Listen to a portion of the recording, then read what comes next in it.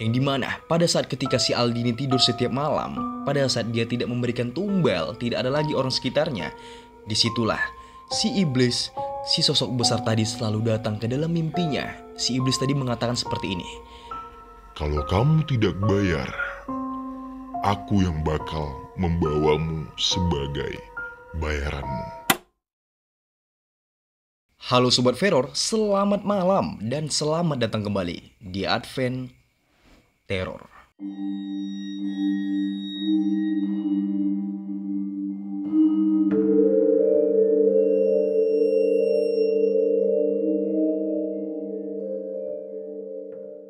Oke Sobat Teror semuanya, apa kabar Sobat Teror yang paling kece sedunia? Semoga kalian selalu tetap sehat dan selalu tetap dalam lindungan Allah Subhanahu wa Ta'ala.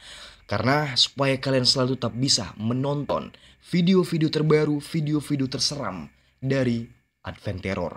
Sebelum kita masuk ke pembahasannya, aku nanya dulu sama kalian ini. Pernahkah kalian itu dalam posisi yang betul-betul udah jatuh kali, betul-betul nggak ada uang, betul-betul udah nggak tahu lagi kalian itu harus kemana, kalian nggak tahu harus cari kerja di mana, kalian nggak tahu harus mencari uang di mana, dan di situ kalian tergesit ataupun tertimbul di pikiran kalian untuk melakukan hal-hal yang aneh yang bersangkut paut dengan iblis. Karena di kesempatan kali ini, kita bakal menceritakan sebuah kisah yang dialami oleh seorang pemuda yang dia ini lagi krisis ekonomi, tapi karena tidak ada lagi yang bisa membantu dia, akhirnya dia terjun dan mengikuti kebodohan akalnya untuk menyembah dan membuat perjanjian dengan iblis.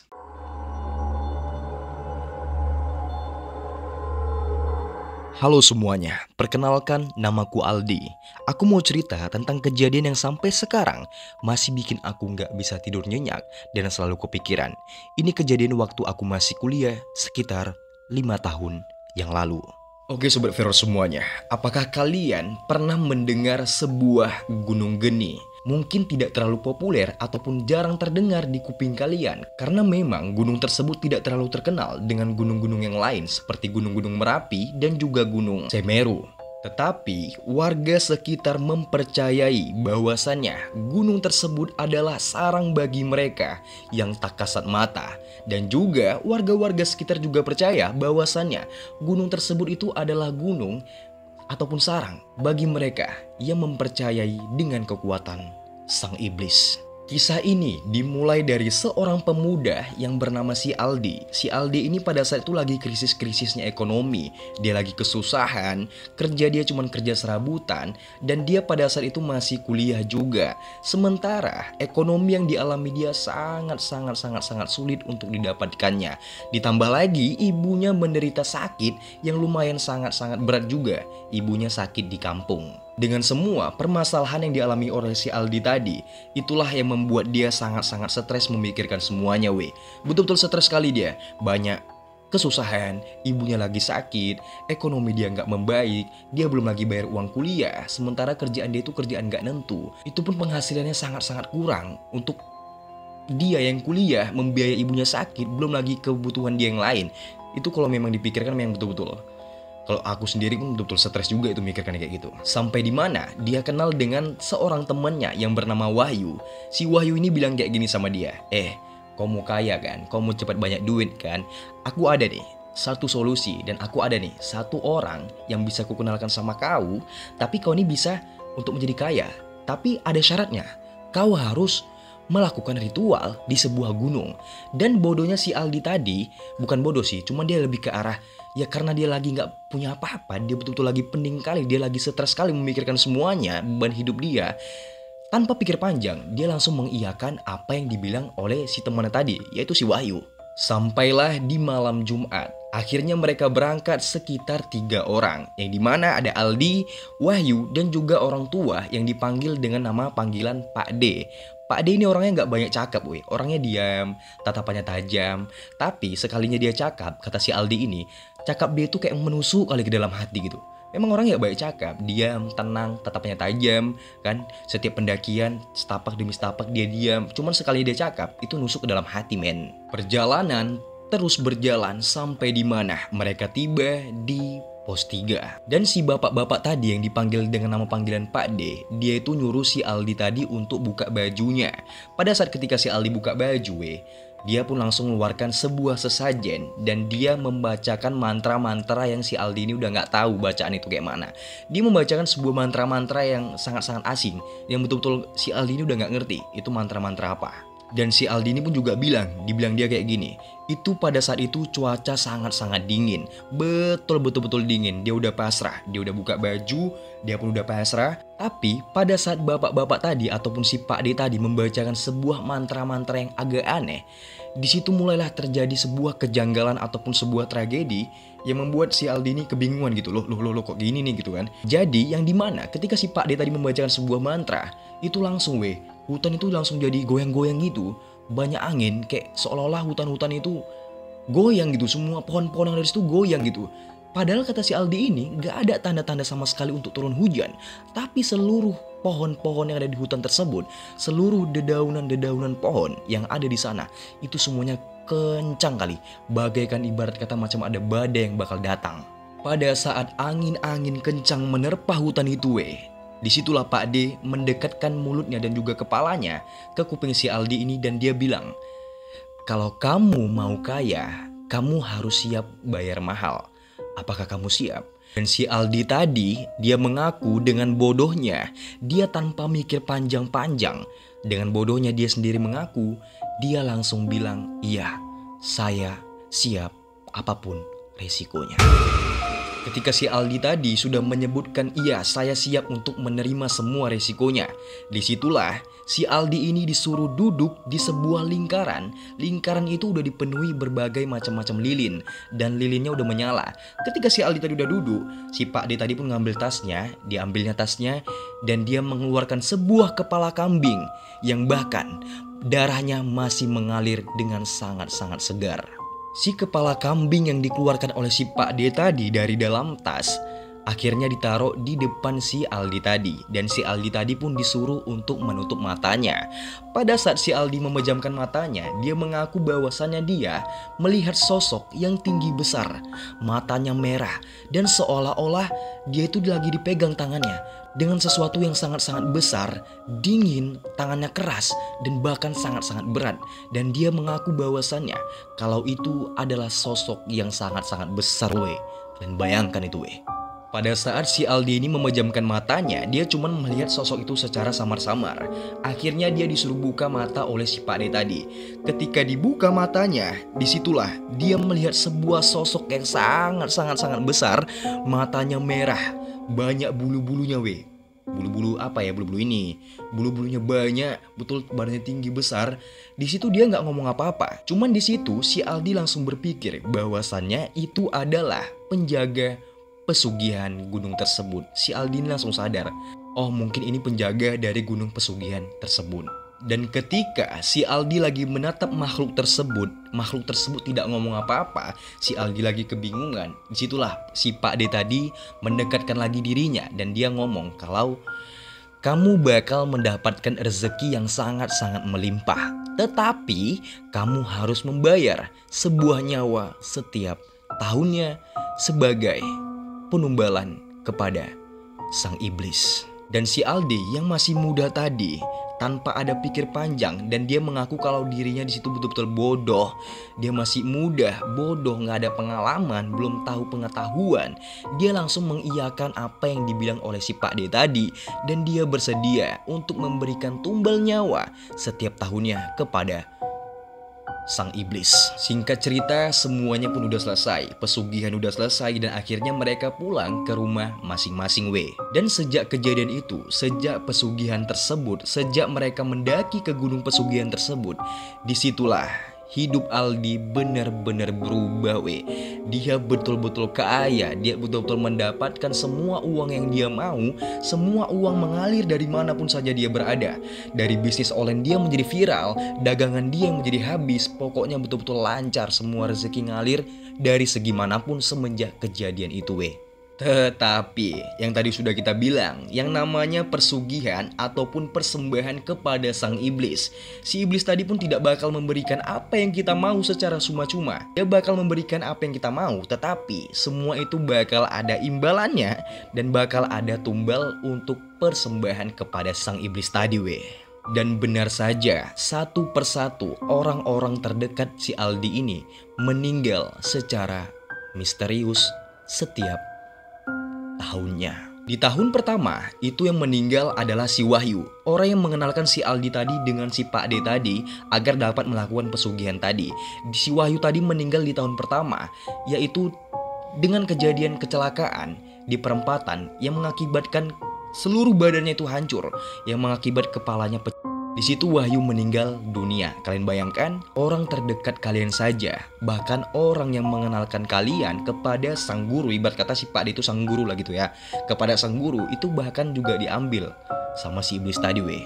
Masuk ke tahun kedua, yaitu dimana kepergian dari sang pacar si Aldi ini yang bernama Intan. Dia jatuh dari apartemennya. Padahal semalam sore si Aldi ini baru saja jumpa dengan sang pacarnya. Di situ Aldi betul-betul udah lumayan stres weh. Dia betul-betul kehilangan. Kalian bayangkan seorang kekasih yang sangat dia cintai telah meninggalkan dirinya, tinggal begitu saja, yang hanya meninggalkan sebuah kenangan. Di situ Aldi bener-bener sedih. Dia betul-betul udah hancur weh. Cuman ditambah lagi di tahun ketiga, yang dimana orang tua yang ia biayai untuk sembuh dari penyakitnya. Inilah alasan dari si Aldi tadi kenapa dia melakukan pesugihan, yaitu ingin mendapatkan uang untuk menyembuhkan orang tuanya. Tetapi di tahun ketiga orang tuanya meninggal dunia. Padahal kalau dari riwayat dokter, orang tuanya itu penyakitnya sudah sembuh, sudah bersih, tidak ada lagi penyakit. Tetapi di tahun ketiga orang tuanya meninggal dunia. Padahal semalam sore orang tuanya masih sehat-sehat saja, masih sempat memasakkan masakan untuk si Aldi, sempat masak untuk si Aldi, sempat makan bareng sama si Aldi dan jalan-jalan sama si Aldi ini weh. Tetapi tiba-tiba saja malamnya jantung orang tuanya tersebut tiba-tiba saja berhenti tanpa sebab. Dan disitulah si Aldi betul-betul udah pasrah weh. Dia betul-betul udah jatuh kali. Ditinggalkan seorang sahabat, ditinggalkan seorang pacar, dan yang paling penting di dunia itu ditinggal seorang orang tua. Kenapa dia melakukan pesugihan itu? Karena alasan orang tuanya supaya sembuh. Ini malah orang tuanya diambil weh. Kalian bayangkan itu weh. Di situ dia udah betul-betul nyerah sama semua keadaan yang dialami dia. Dia sadar kalau semua ini bukanlah kebetulan. Dia sadar kalau sebenarnya ini adalah tumbal yang harus ia bayar sesuai dengan apa yang ia janjikan kepada sang iblis, dan juga sesuai dengan apa yang dibilang oleh si Pak D tadi, bahwasanya kamu bisa kaya tetapi ada bayarannya setiap tahun, yaitu nyawa. Si Aldi tadi yang sudah merasa kalau dia ini udah benar-benar kelewatan batas, dia betul-betul udah melampaui batas, dan dia betul-betul udah sangat-sangat menyerah dengan semua keadaan yang dialami dia. Bahkan orang tuanya meninggal. Orang tuanya adalah alasan kenapa dia melakukan pesugihan ini, tetapi orang tuanya diambil. Dan bayangkan itu weh, disitulah dia ingin tobat dan dia ingin berhenti. Tetapi ketika dia ingin berhenti, disitulah kejanggalan ataupun peristiwa mistis-mistis baru dialami dia pada saat itu. Yang dimana pada saat ketika si Aldi ini tidur setiap malam, pada saat dia tidak memberikan tumbal, tidak ada lagi orang sekitarnya, disitulah si iblis, si sosok besar tadi selalu datang ke dalam mimpinya. Si iblis tadi mengatakan seperti ini. Kalau kamu tidak bayar, aku yang bakal membawamu sebagai bayaranmu. Akhirnya sampai di mana si Aldi udah bosan sama semuanya, udah dia muak sama semuanya, udah betul-betul muak dia sama semua yang diapai sama si iblis tadi. Dia datang ke gunung itu dia datang ke gunung itu dengan sendirian. Dia nggak bawa apa-apa, dia datang sendirian dengan niat membatalkan semua perjanjian-perjanjian setan tersebut. Di situ dia duduk dan dia berdiri di bawah pohon yang dimana dia melakukan pesugihan yang pertama. Dia berdiri dan dia teriak di bawah pohon tersebut. Dia bilang, cukup sudah. Akhiri semua ini. Ambil semua harta-hartaku. Aku ikhlas. Aku tidak akan ingin melanjutkan perjanjian ini. Tolong hentikan semuanya. Dia teriak dengan sekuat-kuat tenaga dia di atas pohon tersebut. Tapi nihil sama sekali. Tidak ada yang menjawab teriakan dari si Aldi tadi. Bahkan dia dianggap orang gila di situ teriak-teriak. Dia teriak dengan sekuat tenaga dia. Dia bilang, cukup sudah. Aku ingin mengakhiri semuanya. Cukup sudah. Ambil saja semua hartaku, aku ikhlas. Ambil semua hartaku, ambil semua yang aku punya, aku ikhlas. Tapi cukup sampai di sini dan akhiri semuanya, kata si Aldi di situ. Sampai di mana malam semakin larut dan kabut-kabut tebal sudah mulai turun. Pada saat kabut-kabut tersebut datang, disitulah dia melihat sosok tersebut tinggi besar, matanya merah. Seluruh badannya, seluruh tubuhnya dilumuri oleh bulu-bulu yang menyelimuti badannya tinggi besar. Dari kejauhan si Aldi melihat sosok tersebut. Tetapi kali ini sosok tersebut tidak sendirian. Ada sosok-sosok lain di belakang si makhluk tersebut, Ada sosok-sosok lain di belakang makhluk tersebut, yaitu mamanya, Intan pacarnya, dan juga Wahyu, teman ataupun sahabat dekat yang mengenalkan si Aldi ini dengan si Pak D tadi. Semua orang-orang terdekat Aldi pada saat itu ada di belakang makhluk tersebut dengan tatapan yang sangat-sangat tajam, tatapan kosong, tatapan yang udah betul-betul putus asa, mukanya pucat. Mereka bertiga berdiri tepat di belakang sosok tersebut, Dan sosok tersebut dia tidak banyak omong, dia cuman memberikan satu kalimat kepada si Aldi ini. Dia bilang kalau janji tidak bisa dibatalin. Kamu harus membayarnya. Dan sekarang sudah tiba waktumu. Setelah kejadian itu, si Aldi gak ingat apa-apa lagi. Tiba-tiba saja dia bangun di rumah sakit. Dia ditemukan oleh warga. Dan warga mengatakan bahwasannya keadaan si Aldi pas lagi ditemukan itu dalam kondisi yang sudah luka-luka. Dan juga udah linglung gitu, semacam orang linglung dan juga nggak tahu mau kemana nih. Dia linglung dan akhirnya dibawa oleh warga ke rumah sakit terdekat pada saat itu. Dan alhamdulillahnya di situ si Aldi masih hidup, tetapi di sini dia kehilangan semuanya, yang dimana seluruh hartanya itu habis ludes, nggak tersisa sama sekali. Usahanya bangkrut, bisnisnya hancur, semua yang dia punya hancur ludes seketika, tidak ada yang tersisa. Dan setiap malam dia tidur, dia nangis. Setiap malam dia tidur, dia nangis memikirkan semua kesalahan-kesalahan yang dia alami, semua kesalahan-kesalahan yang dia buat kepada sang ibu, kepada sang pacar dan juga temannya. Dia betul-betul menyesal pada saat itu, tetapi itu tadilah, penyesalan selalu datang pada di akhir. Tidak bisa di awal-awal. Kalau di awal-awal bukan penyesalan namanya. Kalau di awal-awal itu kesenangan.